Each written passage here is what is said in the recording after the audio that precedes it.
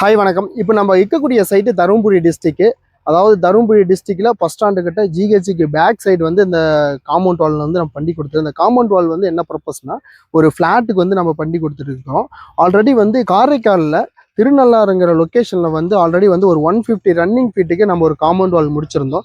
அதை பார்த்துட்டு இந்த கிளைண்ட் வந்து நம்ம சைடு வந்து பண்ணி கொடுங்க அப்படிங்கிற மாதிரி கேட்டிருந்தாரு.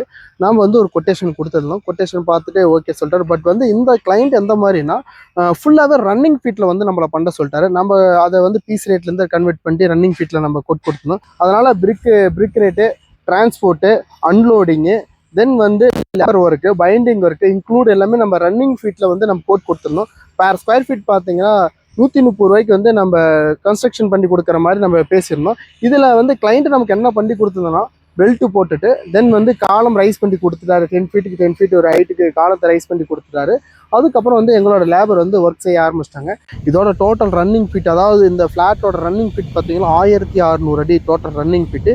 இந்த ஒர்க் இன்னைக்கு நம்ம போயிட்டு இருக்கு. இப்போ நம்ம இன்டர்லாக்குக்கும் ஆலோ பிரிக்ஸ், நார்மல் பிரிக்ஸ் இந்த மாதிரி 3 விதமாக இன்றைக்கி காம்பவுண்ட் வால் கட்டுறாங்க. அப்போ நம்ம இன்டர்லாக்கில் கட்டும்போது என்ன சேவ் ஆகுது, ஆலோ பிரிக்ஸில் ஆகும்போது என்ன செலவாகுது அப்படிங்கிறது ஒரு டிஃப்ரென்ஷன் நம்ம சொல்ல போகிறோம்.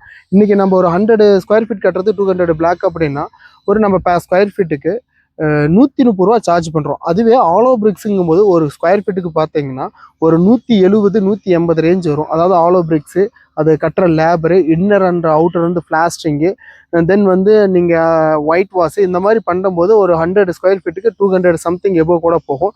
ஆனால் நம்ம மட் பிளாக்கை பார்க்கும்போது, அதாவது இன்டர்லாக்கில் பார்க்கும்போது ஸ்கொயர் ஃபீட் வந்து 130 ரூபாய்க்கே கம்ப்ளீட் ஆயிடுது. அதில் என்னென்ன ஒர்க் இன்க்ளூட் ஆகுதுன்னா, இந்த சைட்டில் நம்ம பண்ணி கொடுத்தது லோடிங், அதாவது டிரான்ஸ்போர்ட்டு, பிரிக் ரேட்டு, அன்லோடிங் இன்க்ளூடு லேபர் எல்லாம் சேர்ந்து பார்த்தீங்கன்னா நாங்கள் டோட்டலாக இந்த 130 ரூபாய்க்கு நாங்கள் இதை கன்ஸ்ட்ரக்ஷன் பண்ணி கொடுத்துட்டுருக்கோம். ஓகே, இப்போ நம்ம இன்டர்லாக்கில் கன்ஸ்ட்ரக்ஷன் பண்ணும்போது என்னென்னா க்யூரிங் ப்ராசஸ் வந்து கம்மியாக தான் இருக்கும். அதுவே நம்ம ஒரு ஆலோ பிரிக்ஸில் கட்டுறோம் அப்படின்னா அது என்ன ஆகுனா, உங்களுக்கு வந்து வாட்டர் வந்து நீங்கள் கம்பல்சரி க்யூரிங் கொடுத்தாகணும். ஒரு ஆலோ பிரிக்ஸ் கட்டுறோம், அடுத்த நாள் வந்து நல்லாவே க்யூரிங் கொடுக்கணும். ஆனால் மட் இன்டர்லாக் பிரிக்கில் நம்ம கட்டும் போது க்யூரிங்க்கு வந்து பெருசாக தேவைப்படாது. தென் வந்து லேபரும் உங்களுக்கு பெரிய செலவாகாது. இப்போ இன்னைக்கு நாங்கள் இந்த 500 ஸ்கொயர் ஃபீட்டுக்கு, அதாவது 500 அடி ரன்னிங் ஃபீட்டை வந்து நாங்கள் 3 நாளில் நாங்கள் கம்ப்ளீட் பண்ணி கொடுத்துருக்குறோம். அப்போ அந்த 3 நாள் கம்ப்ளீட் பண்ணுறதுக்கு பார்த்தீங்கன்னா டோட்டலாகவே 5 லேபர் தான், 5 பேர் 3 நாளில் இன்னைக்கு முடிச்சு கொடுத்துட்டாங்க. இதுவே இன்னைக்கு ஆலோ பிரிக்ஸாக இருந்துச்சுன்னா டோட்டலாக அதை கட்டி முடிக்கிறதுக்கு 10 நாளுங்கிற ஒரு டைமிங் எடுத்துக்கோங்க. அதில் எம் சாண்டு, சிமெண்ட்டு, தென் வந்து இதுக்கு மேலே சில்க் காங்கிரீட்டு இந்த மாதிரி விஷயங்கள் போக போக உங்களுக்கு அடிஷ்னலாக ஆகிட்டே இருக்கும். ஆனால் நீங்கள் மட் பிளாக்கை கம்பேர் பண்ணும்போது உங்களுக்கு இதில் பட்ஜெட் குறையும்.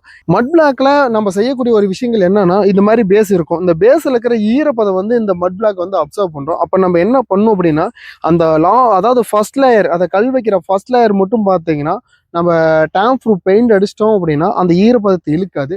அந்த ஃபர்ஸ்ட் லேயர் வந்து எப்பயுமே அந்த ஈரப்பதம் எடுக்க லாஸ்ட்டாக இது வந்து இந்த பக்கம் பார்த்தீங்கன்னா லாஸ்ட்டாக கல் பொரிய ஆரம்பிக்கும். ஓகேங்களா, அந்த மாதிரி ப்ராப்ளம் வந்து அவாய்ட் ஆகும்.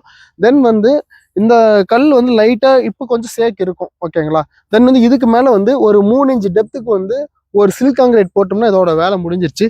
நீங்கள் இந்த இடத்துல பூசணுங்கிறது அவசியம் கிடையாது.